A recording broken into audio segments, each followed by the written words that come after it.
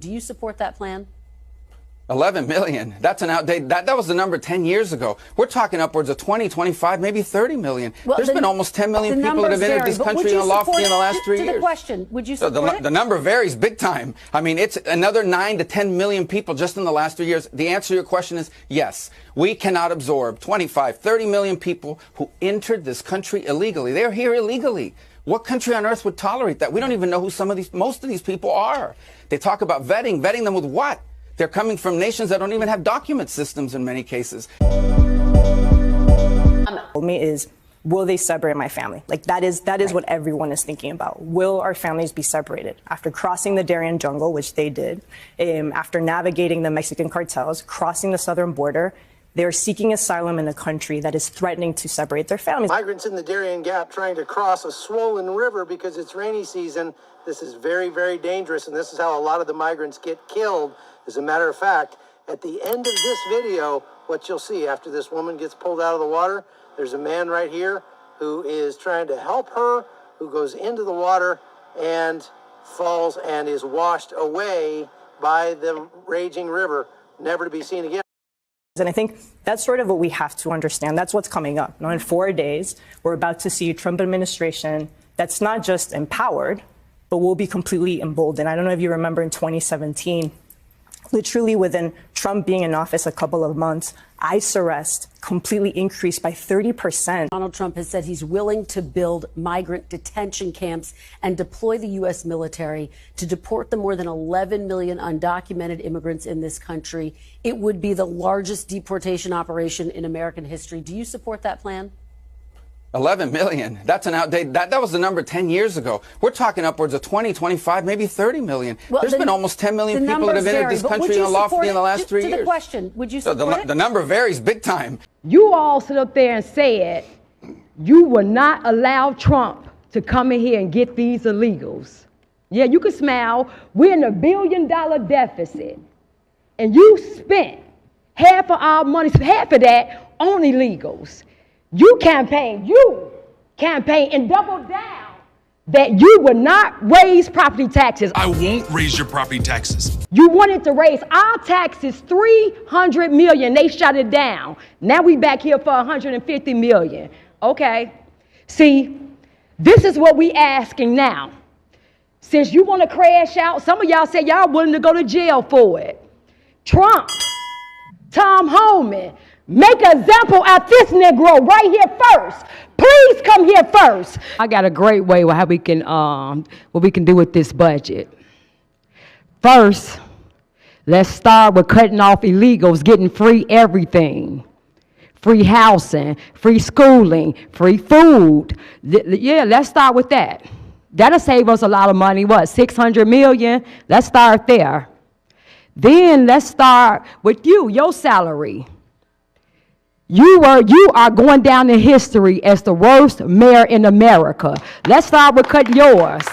You making too much money. Let's start there. You Democrats, and you remember you told us to defund the police? Remember, you ran on that. Remember, you was the defund the police? Let's start with that. Let's defund the police detail that you have. And let's put the police back in our neighborhood, because we're not for defunding the police. Won't you just practice what you preach? Remove all the details. We saw you coming in today. You had all the police presence. So let's take some of that away. I mean, it's another 9 to 10 million people just in the last 3 years. The answer to your question is yes. We cannot absorb 25, 30 million people who entered this country illegally. They're here illegally. What country on earth would tolerate that? We don't even know who most of these people are. They talk about vetting them with what? They're coming from nations that don't even have document systems in many cases. Yes, we are going to have to do something, unfortunately. We're going to have to do something dramatic to remove people from this country that are here illegally, especially people we know nothing about. But 10 million, 11 million, that was the number 15 years ago. Today, it's upwards of probably 25 to 30 million, maybe more. Border Patrol agents recently detained 78 people in Fresno and Kern counties.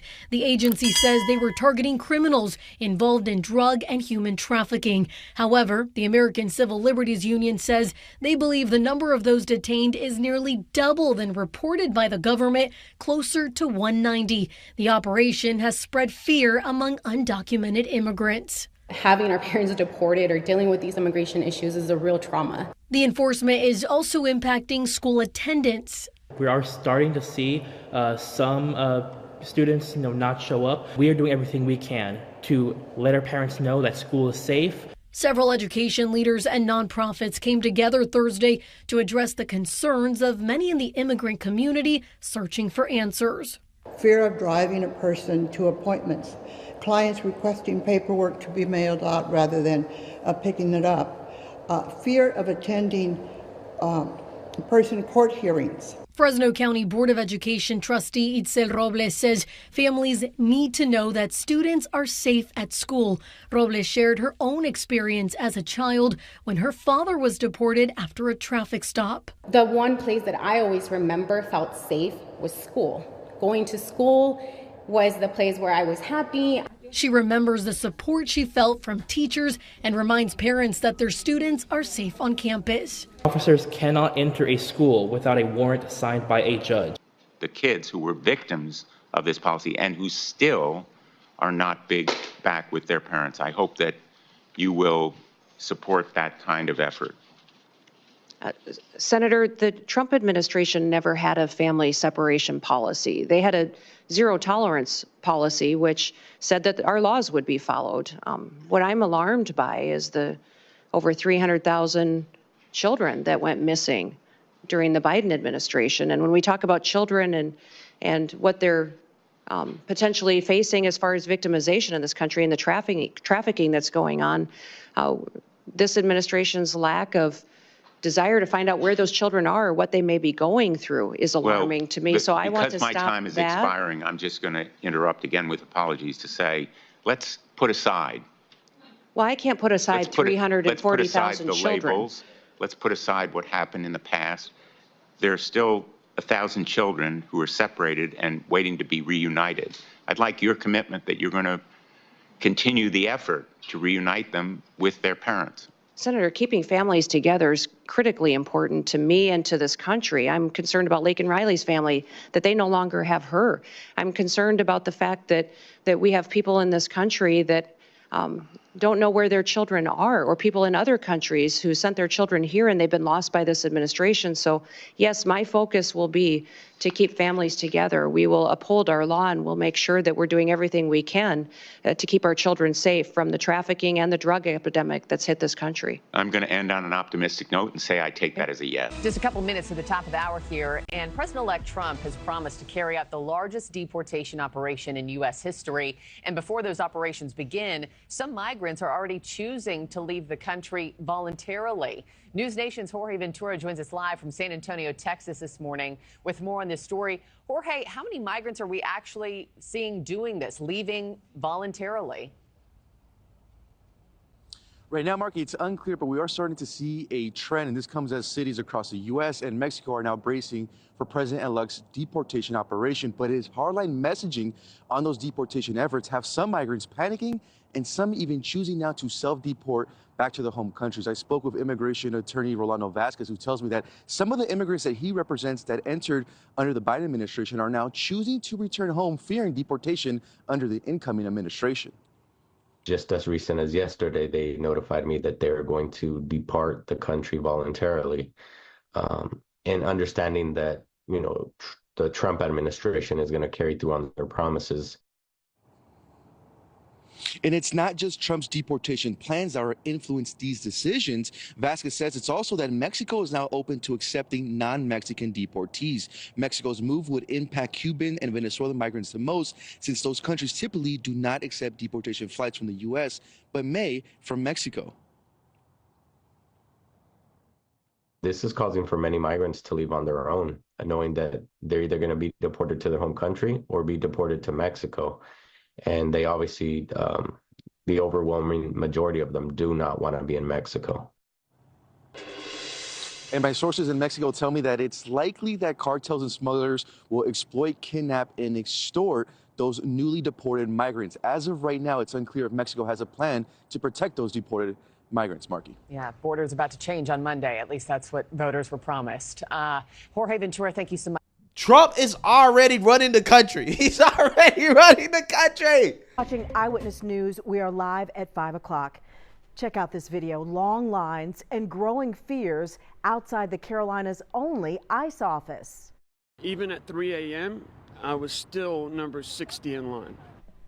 Thanks for joining us tonight. I'm Erica Bryant. And I'm Evan Donovan in for Scott Wickersham. Even with temperatures in the 20s, people have been sleeping outside the ICE office on Tyvola Road.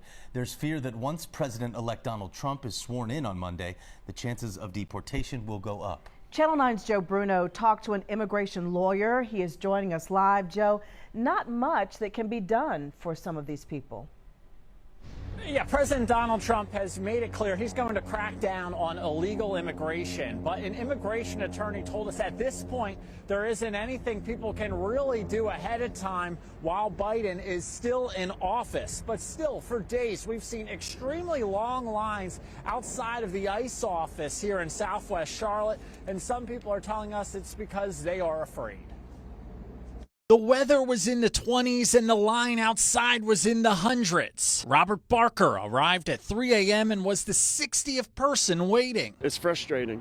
It is really frustrating. Barker had to submit paperwork. He was originally given an appointment for last week, only to be told to come back this week. For the past 3 days, he's been trying, and after hours of waiting, he finally got through. People line wall to wall. I mean, just, man. People upon people upon people. And they move pretty fast in there, but there's a system and it's broken. Everyone in line has a different reason for wanting to come before ICE. Some may be trying to check in with ICE before an immigration hearing or attempt to renew their parole, which is essentially permission to remain in the U.S. for a set period of time. People who entered under the Biden administration entered under parole. Over the past 2 days, we've heard a similar thought process from many in line. They are trying to check in with ICE now before President Donald Trump returns to office. I'm fearful. We are all fearful. The news, the gossip, that people are going to get deported, one gets very scared. But I have to take a risk. Immigration attorney Jamila Espinosa says there's no need to rush to ICE now ahead of Trump taking office. Those that are already in proceedings, they're in proceedings. And so they're still going to get their opportunity to appear before the judge because that's how the law is written. She says the Trump administration will prioritize people with removal orders who haven't filed an appeal. Still, she says she isn't surprised at the chaos outside of ICE. She says many people are scared and looking for answers. When you're desperate and you are fearful, sometimes fear will make someone be willing to stand in a line, for many hours for something that they don't have to do. And a lot of it is just not understanding how the law works. This is about saving lives. Flashback. Hey, look, for the last 3.5 years, I wake up every morning pissed off about what this administration did to the most secure border in my lifetime.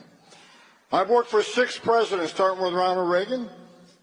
And every president I worked for took steps to secure the border because they understood you can't have strong national security if you don't have border security. We didn't know who's coming in, what's coming in, where it's coming in.